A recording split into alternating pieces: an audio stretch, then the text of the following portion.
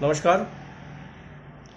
વિવિધ સેવાકીય પ્રવૃત્તિઓ દ્વારા લોક ઉપયોગી સમાજ ઉપયોગી કાર્ય કરતી સંસ્થા એવી શ્રી મનુભાઈ વોરા મેમોરિયલ ફાઉન્ડેશન તથા season square charitable trust Rajkot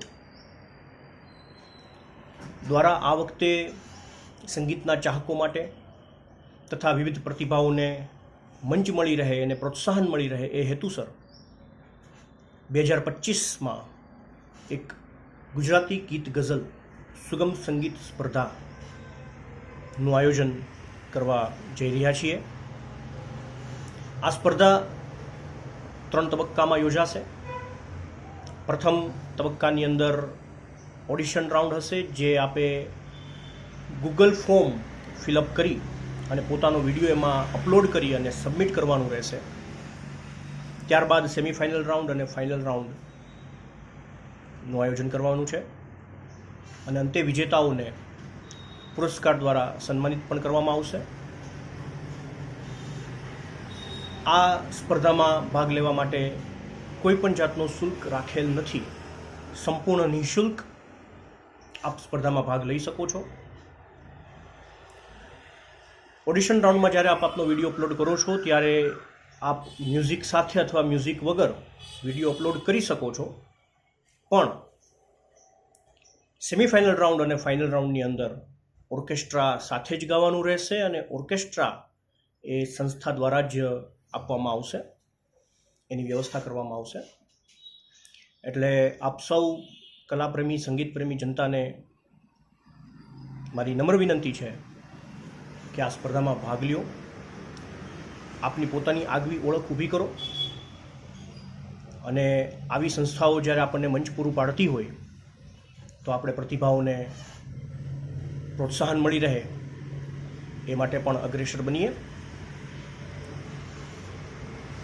તારીખ 6 ફેબ્રુઆરી 2025 સુધી આપે ગૂગલ ફોર્મ ઓડિશન રાઉન્ડ માટે સબમિટ કરી આપવાનું રહેશે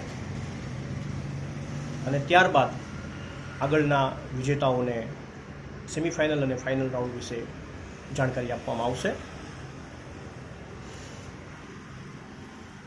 વધુ માહિતી માટે ગૂગલ ફોર્મની અંદર નિયમાવલી આપેલી જ છે. આપ એમાં વ્યવસ્થિત ચકાસી જુઓ અને વ્યવસ્થિત એને વાંચી લો. અને છતાં કોઈ ક્વેરી હોય, કોઈ પ્રશ્ન હોય તો એમાં 4 નંબર આપેલા છે. એમાંથી કોઈનો પણ સંપર્ક કરી અને વધુ વિગત આપ મેળવી શકો છો. તો ખાસ કરીને હું એવું કહેવા માગીશ કે આ સ્પર્ધા ઓપન સૌરાષ્ટ્ર કચ્છ, આઈ રિપીટ, ઓપન સૌરાષ્ટ્ર કચ્છ માટે જ છે. એટલે આપના રહેણાંક અને ઓળખના પુરાવાઓ આપે ગૂગલ ફોર્મમાં તો સબમિટ કરવાના રહેશે જ, પણ જ્યારે આપની સેમિફાઇનલ કે ફાઇનલ રાઉન્ડમાં જો આપને વિજેતા ઘોષિત કરવામાં આવે અથવા તો આપ એ માટે આવો રાજકોટ, ત્યારે એ પુરાવાઓ સાથે રાખવાના રહેશે. તો દરેક કલાપ્રેમી જનતા, સંગીતપ્રેમી જનતાને મારી નમ્ર વિનંતી છે કે આ આયોજનમાં ભાગ લ્યો અને ગુજરાતી સંસ્કૃતિને આપણે જાળવીએ અને એને પ્રોત્સાહન આપીએ.